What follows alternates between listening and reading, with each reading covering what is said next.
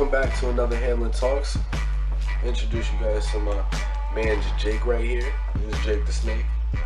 He is an amazing little snake. He doesn't do much. He pretty much just slithers around. I don't remember what breed of snake he is, or whatever you want to call it. But he's really dope. Today we're going to be talking about how you can stay motivated, different aspects of motivation. There's a lot of different parts of motivation, how to stay motivated, how to get motivated, how to motivate others. There's a whole bunch of other stuff to talk about in the concept of motivation. So don't expect this to be the only one. You'll see a whole bunch of different videos on motivation, inspirations, my motivations, all that stuff coming up probably throughout, the series. At some point it'll come up one way or another. So if I don't answer all your questions, please leave a comment or hit me up so that I can answer it later on in another video, or just know that it probably might be answered in another video later on. We're going to talk about a topic that Nick, one of my good friends, who I've been cool with for about 2.5 years, it might be less than that or more, I don't know, but really great friend, he's really dope. He hit me up and said, a vid on how to keep a steady mindset and work hard enough to not fall into a lazy routine trap. Alright, so personally, the reason why I'm making this video is so that, especially with this, not falling back into the routines of doing the same things that you didn't want to be doing, getting out of bad habits, stuff like that. I'm guilty of doing it too. And that is one of the main things that I'm really want to fix with myself. So the advice or the things I'm going to talk about with you are going to be things that I'm trying myself to start. And we'll see how it goes for both of us. You tell me what it's like, hey, I tried to do this, that kind of didn't work out. Or you hit me up, I'm sorry, I gotta make sure Jake's not trying to dip on me. Or you hit me up and say, hey, you talked about this and it's actually been really working for me.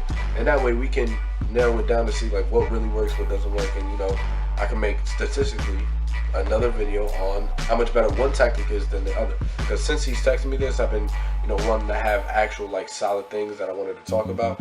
I'm not big on trying to do research and everything, for the fact of I want us to be genuine and authentic from my perspective. Certain things I will research and to make sure I have the right information for it, especially if I get any political questions and stuff like that. I'll definitely do my research on it if necessary. But with stuff like this, this is just some things that I've been considering for myself. Number one, I think one of the main things I'm going to stop doing is sleeping late. I suggest not waking up any more than an hour later than what you usually sleep. That time that you're working, if you're off that day, that should be time being invested into whatever your further dreams are. If you wanted to be, Jake is going to hate me because I've hit him a couple times now because he just keeps moving and I don't feel it. But you should be working on that goal on your days off. That's what those should be for. Not, alright, it's my day off, I'm going to just chill today, I'm not going to do nothing. Sometimes you can do that, but if you want to progress and if you want to get further in your expeditions, whatever it is, you gotta spend that time you have off. You gotta get up. Alright, I wake up right now at 6:30. I have to be to work at 8:30, so I usually try to get Alea at daycare around 8 o'clock. Today I didn't have Alea because she's at her mother's house, but I still try to wake up. I think I woke up around 7 o'clock today. I used that time to kind of draft up some of the ideas that I wanted to talk about in this video. Also, I was feeling kind of sick, so it's I wanted to make sure I wasn't, moving too slow and I wasn't going to be late to work. So I made sure I got up, gave myself something to do when I got up so I didn't go back to sleep, and followed basically the same schedule. I slept half an hour more, but I don't remember what time I went to sleep. So could have been part of that. That could have been the reason I let myself, but it's been a long day, so I really don't remember why I let myself get another half hour.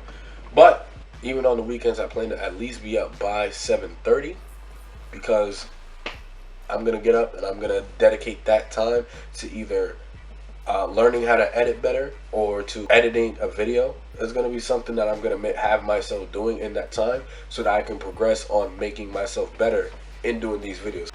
This isn't just, me wanting to talk. This is coming from a lot of stuff that I have planned for my future.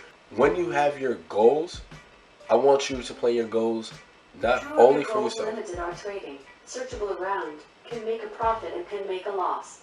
For everything that you're doing, it's easy if you give yourself checkpoints to, not stop per se, but to reward yourself and be able to step back and look like, all right, I've come this far. Because you do step 1, 2, 3, 4, 5. You keep going. It's hard to stay motivated in that aspect to keep going. But you have to keep hints for yourself like, hey, I know it's getting tough, but look at where you come from. That's why when you're doing before and after pictures for workouts, that's why those are so motivational. Because it's like, yo, especially when you're changing for the better, when you're growing, it's harder to recognize that growth as it's happening.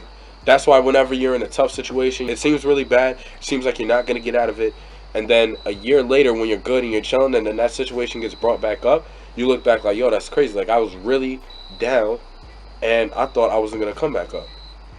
But when you have those markers for you, those checkpoints for you, it's easy to see like, all right, here's where I was at step 1. Now that I'm at step 6, I see where I was at step 1 and how much further I've come at step 6. So now at this step, I can move forward and looking at the next steps ahead and be like, you know what? They look hard, but look at all I've done already. You got to be able to motivate yourself with the work you've done to continue doing the work that you're doing. So real quick, just want to let y'all know, PAX, if you have not seen it already, was the first short I ever made. I made it through Youth Effects. We did that 2 summers ago. And made it into the 15-Minute Max Film Festival that would be held at the College of St. Rose. If you could pop out to that, dope. If not, it's cool too. There will be an open mic at Youth Effects that I'm going to be at. If you can make it out to that, that'd be dope as well. 3 to 5 for the 15-Minute Max Film Fest. 6 o'clock for the open mic at Youth Effects. And I'll see you guys then. It's all I'm trying to do. Hustle and motivate.